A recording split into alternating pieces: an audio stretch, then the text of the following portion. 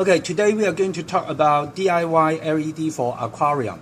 The first thing is we will have to have tools. So when you calculate your cost, make sure you have the tools ready or you can borrow it. So this comes in handy, and this thing is called a helping hand in our thing. So you can see there's a clip, alligator clip to hold the things together. A side cutter always helpful, and also a wire cutter, a twister, or forceps, a brush, a multimeter, soldering iron, and also the flux. Now, I have the luxury of a more powerful or commercial grade soldering iron plus a heat gun. So in case you don't have that, you can just choose a inexpensive one. Now, I also have the variable power supply right here. This variable power supply is very good for testing. You don't have to have it if you are on a budget, but in case you have, that will help you out. So, and one last tool you may want is this clip, okay? You can get this in Home Depot. You will find out how to use it in a second. Alright, so that's the basic tools that we will need to start. So we will talk about the parts. The first step is the heatsink. Choosing a heatsink is important. You must, for aquarium, you must have a cover.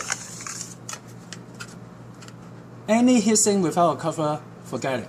Simply don't buy, okay?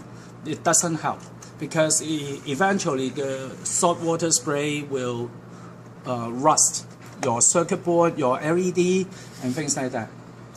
Next step, in DIY, there are steps of DIY. You can do everything from raw or semi-assembled or modules. This is PCBs. You can see the PCBs have space for you to put raw LED diodes on it. Now, you can buy this in the market. Of course, I have that. And you can also buy it from any eBay, whatever. You just spend time looking for it. After you put the LED diode on it, it's supposed to be like that.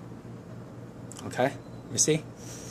Now, when you put into a PCB, it helps on a couple of things. First, it's more manageable, and it has wider space for you to glue it onto the heatsink. Nowadays, most people use glue instead of screws.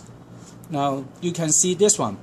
This is more defined, very detailed PCB with a lot of soldering points. Okay? These will make this into a very complex circuit board, meaning you can have channel 1 going like this, channel 2 going like that, or all 3 becomes the same channel. So it depends on how you solder it. So of course it comes with manual and things like that. This is modular stuff. You can use this as a DIY part. Okay, look at another one. Now this one, you can buy a PCB like that. There are four space for the LED, and as you can see, there are 2 negative and then of course 2 positive here. That means it is capable of making 2 channels on one single board. So it can go 1, 2 as one channel, 3, 4 as a second channel. Or if you want one single channel of all 4 LED, you route it somehow to the end and then route it back. It becomes all 4 LED in one channel. Now that is one of the driver that it could be. This is my driver, which is super small, and is also already a dimmable driver. It's that small. And then this is a modular power supply plug. Okay, you can just use a screwdriver to tighten it. So basically, this is the general, more advanced DIY parts. Today, we are going to do a demonstration on a general DIY that most people would do. You would buy LED that comes in this format. Now this is a star. This is 20 mm. So when you go online to look for LEDs, you go for LED on 20 mm star. That's how you buy them. Now it happens to be a Cree LED. Cree is famous for aquarium, I'm not going to discuss about the merits of it, why they are more popular or whatever. Some people like it, some people don't like it. It's up to you. Now basically, in an aquarium light, we generally want to have more spectrums. Because if you are doing corals, you need the extra spectrum to have extra colors. Sometimes if you grow the corals with too few spectrum, the coral will have a very monotone. So this is one color, this is another color, these two are the same, and then this one is different.